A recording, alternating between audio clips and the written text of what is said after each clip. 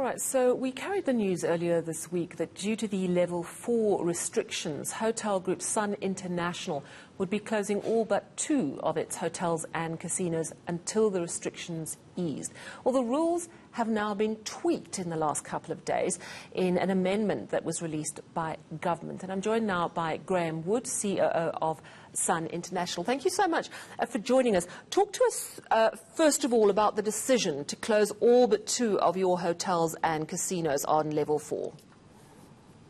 Hi, good evening, Sally. We must remember that Sun International is predominantly a casino company, a gaming company with hotels.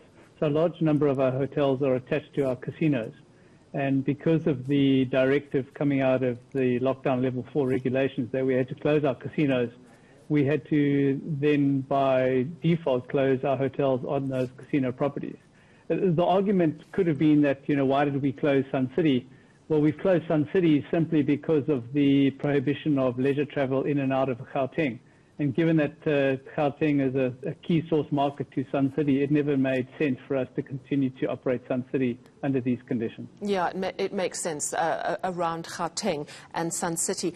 Talk to me about these amendments, which I think came out on Tuesday. Exactly what is the change?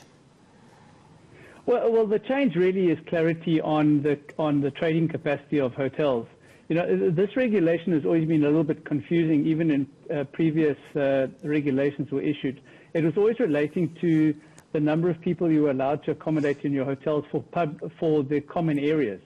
So by giving clarity to allowing you to operate at 100% capacity, it just means that hotels can operate at capacity, ensuring that the right social distancing rules apply in the common areas.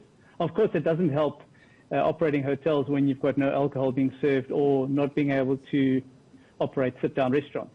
So a lot of hotels have to operate grab and go or the in-room dining facilities to be able to accommodate in-house hotel guests. Not great for our industry.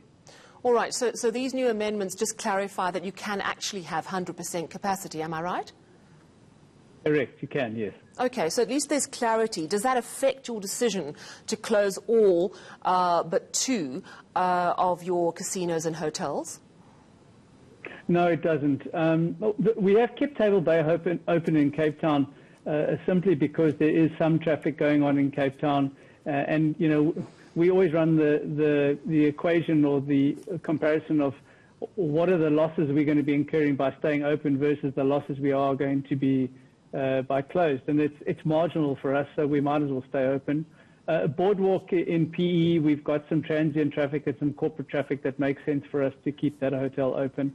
But Gauteng is under a huge amount of pressure for obvious reasons, and as I said earlier, most of our hotels are attached to our casinos, so we've got no business coming into our casinos, which negatively affects our hotels as well.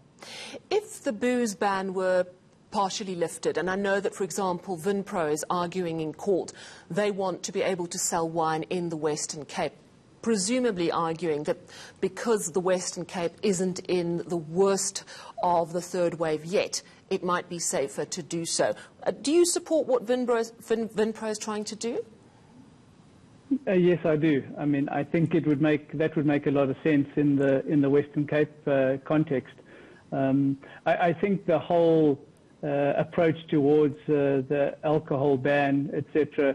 I think it's precedent that's given rise to government's decision, but it has a devastating effect on our industry, the restaurant industry, and the liquor industry in general, and it really is creating a huge amount of pressure on employment and sustainability of our broader industry.